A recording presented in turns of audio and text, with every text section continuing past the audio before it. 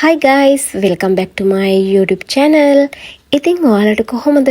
හැමදාම වගේ හැමෝම හොඳින් ඇති කියලා මම හිතනවා. ඔන්න වෙනද වගේම අදත් මම ඔයාලට ගේනවා ලස්සන vlog එකක්. දිගටම මාත් එක්ක රැඳිලා ඉන්න. හැමෝටම ගොඩක් වැදගත් වීඩියෝ එකක් තමයි මම අද ගෙනාවේ.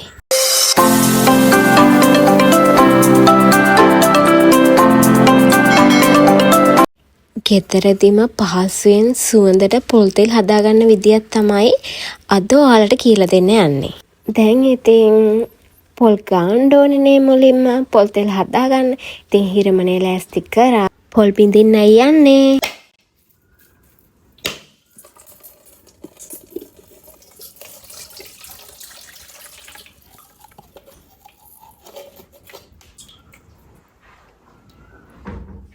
තමන්ට අවශ්‍ය විදියට පොල් තෙල් හදාගන්න පුළුවන්. ඉතින් මම පොල් ගෙඩියකින් පොල් තෙල් තමයි ගන්න යන්නේ. අපි බලමු පොල් ගෙඩියකින් කොයිතරම් පොල් තෙල් ප්‍රමාණයක් ගන්න පුළුවන්ද කියලා.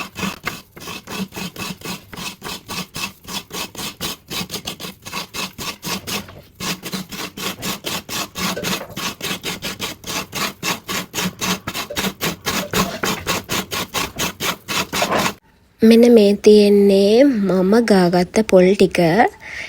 ඉතින් පොල් ගෙඩියක පොල් තියෙනවා මෙතන. එක ලොකු පොල් ගෙඩියක්.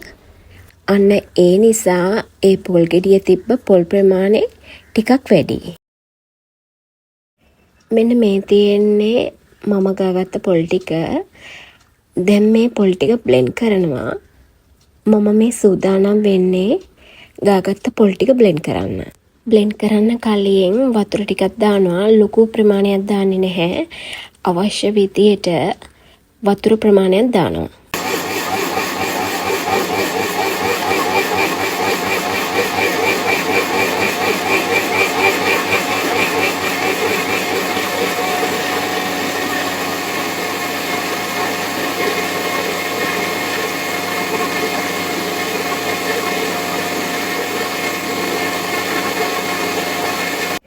අපි සූදානම් කරගත්ත පොල් ටික විනාඩි 5ක් විතර මෙන්න මේ ආකාරයට හොඳට බ්ලෙන්ඩ් කරගත්තා. ඔන්න දැන් හදාන්නේ බ්ලෙන්ඩ් කරගත්ත පොල් ටික පෙරා ගන්න. ඉතින් මේක හරිම පහසුයි. පොල් තෙල් හදන්න හරිම පහසුයි. මම හිතනවා මේ වීඩියෝ එක දැක්කට පස්සේ ඔයාලා අනිවාර්යෙන් එඩිට් වෙයි ගෙදරදීම පොල් තෙල් හදාගන්න. ඉතින් තව ලොකු රහසක් තියෙනවා කියන්න. දැන් කෙනෙක් අහන්න පුළුවන් ඇයි අපි ගෙදරදීම පොල් තෙල් හදාගන්නේ කියලා.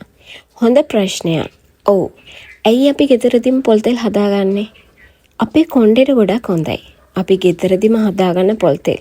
මොකද සුවඳයි ඒ වගේම ගුණයි. කොණ්ඩේ වවා ගන්න කාටද ඕනේ? අපි හැමෝම කැමති අපේ කොණ්ඩේ ලස්සනට දිගට වැවිලා තියනවා බලන්න.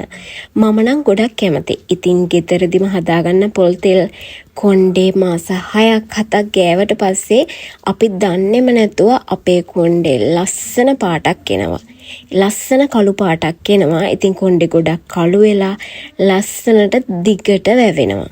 කොණ්ඩේ දිගට වවා ගන්න කැමති අයට තමයි මේ වීඩියෝ එක ගොඩක් වැදගත් වෙන්නේ. මේ තරම් පහසුවෙන් පොල් තෙල් හදාගන්න පුළුවන්කම තියෙද්දි ඇයි අපි කඩෙන් කිමිකල් දාපු දේවල් ගන්නෙ නේද? අපි ගොඩක් පිරිසිදුව හදාගත්ත පොල් කිරි ටික තියෙනව නේද? මෙන්න මේ ආකාරයට ඇතිලියක් අරගෙන ලිපේ තියලා ඒ කිරි ටික හොඳින් රත් කරගන්න ඕනේ.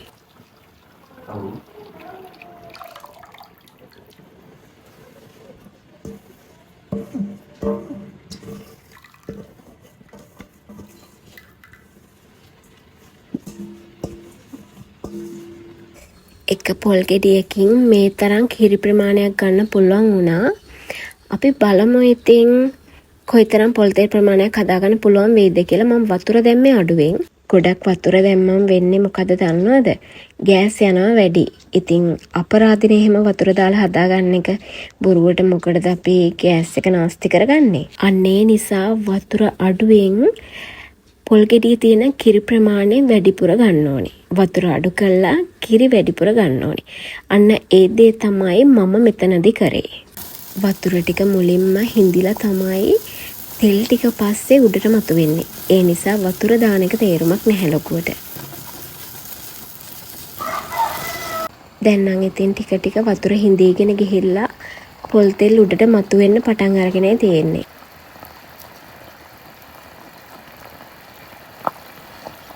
මේ වෙද්දි නම් වතුර හොඳටම හිඳිලා තියෙන්නේ.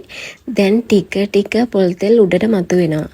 ඇත්තටම පොල් තෙල් උඩට මතුවෙන්න විනාඩි 20ක් විතර වගේ තමයි ගියේ. මේ පොල් තෙල් ටික හොඳට නිවුනට පස්සේ අපි බෝතලයකට දාලා ගන්නවා. මේ වෙද්දි හොඳ සුවඳක් තියෙනවා. පොල් ගෙඩියෙම ගන්න පුළුවන් වුණ පොල් තෙල් ප්‍රමාණය තමයි මෙන්න මේ තියෙන්නේ. ඔයාලගේ සුවඳ අනුව ඔයාලට කැමති විදියට උළුහාල් කරපිංචා එහෙම දාලා ගන්න පුළුවන්. මම දැම්මේ නැහැ. මට අද හිතුණා නිකම්ම පොල් තෙල් ටිකක් හදලා ඉවරලා ගන්න ඕනේ කියලා. මොකද මම මේ එන සුවඳට කැමති නිසා.